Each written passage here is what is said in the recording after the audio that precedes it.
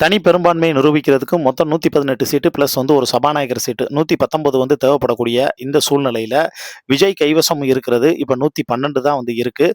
இப்ப பேலன்ஸ் வந்து பார்த்தோன்னா 6 சீட்டு வந்து தேவைப்படுது. அப்படி அந்த 6 சீட்டு வந்து தேவைப்பட்டா மட்டும்தான் விஜயால ஆட்சி அமைக்க முடியும் அப்படிங்கிற ஒரு சூழல் வந்து உருவாகி இருக்கு. காங்கிரஸ் மட்டுமே இப்ப விஜயோட கூட்டணி வச்சிருக்கக்கூடிய ஒரே காரணத்தினால இப்ப அன்புமணி ராமதாஸோ இல்ல மத்தவங்களோ இப்ப கூட்டணிக்கு வந்து கூப்பிட்டா ஒவ்வொருத்தவங்களுமே வந்து பார்த்தோன்னா பயங்கர டிமாண்ட் பண்றாங்க. விடுதலை சிறுத்தைகள்ல 2 சீட்ல வின் பண்ணியிருக்காங்க. பட் அவங்க ரொம்ப 2 மினிஸ்ட்ரி வந்து பார்த்தோன்னா கேட்கிறதா வந்து சொல்லப்படுது. அன்புமணி ராமதாஸ் வந்து என்னன்னா டெப்டி சிஎம் கொடுத்தா நான் வந்து கூட்டணியில ஜாயின் பண்ணிக்கிறேன் அப்படின்னு அவர் வந்து சொன்னதா சொல்லப்படுது. ஏடிஎம்கேல வந்து பார்த்தேன்னா இபிஎஸ் எடப்பாடி பழனிசாமி சொல்லும்போது நான் சிஎம்னா வந்து பார்த்தோன்னா கூட்டணியை வச்சுக்கிறேன்னு வந்து சொல்லப்படுது. இது எல்லாமே வந்து இப்படி ஒரு சூழ்நிலையில வந்து முக்கோண ஒரு வில்லங்கத்துல அரசியல்ல வந்து இருக்கிறதுனால இப்ப அடுத்தடுத்து என்ன நடக்க போகுதோ அப்படிங்கிற பதட்டம் தான் வந்து அதிகமா வந்து தொற்றிக் கொண்டிருக்குங்க.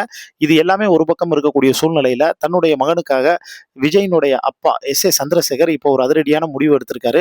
அந்த அதிரடியான முடிவுல அவர் சொன்ன ஒரு வார்த்தை தேவைப்பட்டா என் மகனுக்காக நான் உயிரை கூட கொடுப்பேன் அப்படின்னு வந்து ஒரு பரபரப்பான தகவல் ஒன்று சொல்லியிருக்காரு.